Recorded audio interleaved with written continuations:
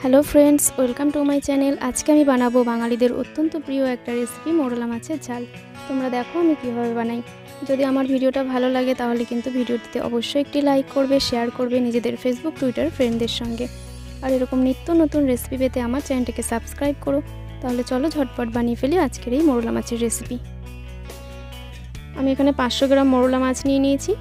माछटाके भालो करे लबण, हलुद और सर्षेर तेल दिए भालो करे मैरिनेट करे 5 मिनिटेर जन्य रेखे देब। कड़ाईते दिए दिচ্ছি सादा तेल।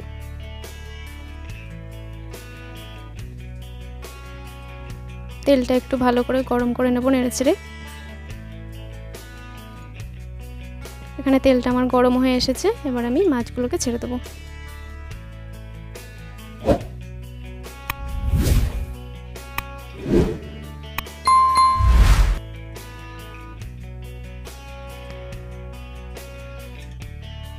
মাছগুলোকে একটু উল্টে পাল্টে ভেজে নেব। এখানে মাছগুলোকে খুব বেশি ভাজার প্রয়োজন নেই, আমি একটু হালকা করে ভেজে নেব। সব মাছ আমার এখানে প্রায় ভাজা হয়ে এসেছে। এবারে আমি মাছগুলোকে তুলে রাখছি। মশলা তৈরির জন্য একটা মিক্সিং জারের মধ্যে নিয়ে নিয়েছি সাদা সরষে, কাঁচা লঙ্কা, শুকনো লঙ্কা আর দিয়ে দিচ্ছি টমেটো। মশলাটাকে আমি এখানে খুব ভালো করে পেস্ট করে নিয়েছি।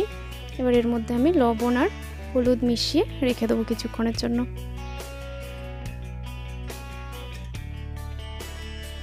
কড়াইতে দিয়ে দিচ্ছি 4 টিস্পুন সরষের তেল।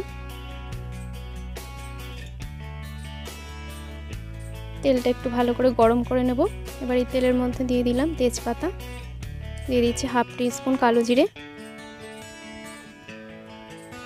ফোড়নটা একটু হালকা ভেজে নেব।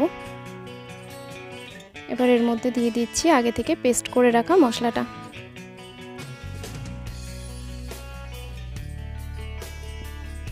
মশলাটা দিয়ে একটু ভালো করে নেড়েচেড়ে নেব।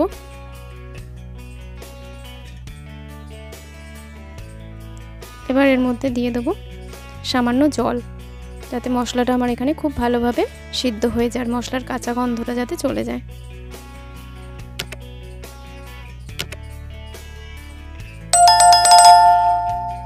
মশলা থেকে এখানে তেল ছেড়ে এসেছে।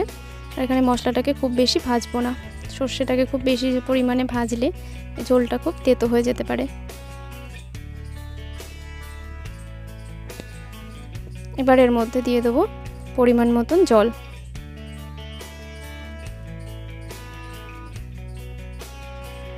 জলটা দেওয়ার পর নেড়েচেড়ে এবার 5 মিনিট জন্য অপেক্ষা করব ঝোলটা ফোটা পর্যন্ত।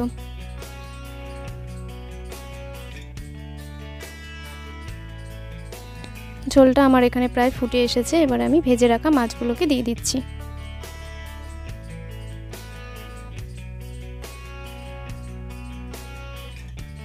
মাছটা একটু নেড়েচেড়ে ভালো করে ঝোলের সঙ্গে মিশিয়ে নেব।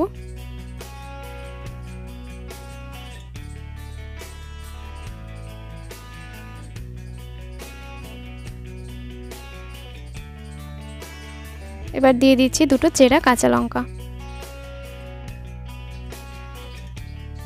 এবার দিয়ে দিচ্ছি 1 টিস্পুন সরষের তেল।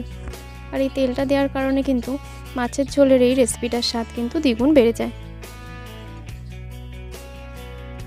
মোরলা মাছের এই রেসিপিটা কিন্তু আমার একদম রেডি হয়ে গেছে। এবার আমি একটা পাত্রে সার্ভ করে দিচ্ছি। আর বন্ধুরা এখানে একটা কথা বলে রাখি, এই মাছটিতে কিন্তু প্রচুর পরিমাণে ভিটামিন, ক্যালসিয়াম রয়েছে, যা আমাদের স্বাস্থ্যের জন্য খুবই উপকারী। এই রেসিপিটা তোমরা অবশ্যই বাড়িতে ট্রাই করো আর কমেন্টে আমাকে জানাতে ভুলো না। তাহলে বন্ধুরা এরকম নিত্য নতুন রেসিপি পেতে আমার চ্যানেলটির সঙ্গে থেকো। আর আবারও দেখা হচ্ছে পরবর্তী ভিডিওতে নতুন কোনো রেসিপি নিয়ে। ততক্ষণ সবাই ভালো থেকো, সুস্থ থেকো।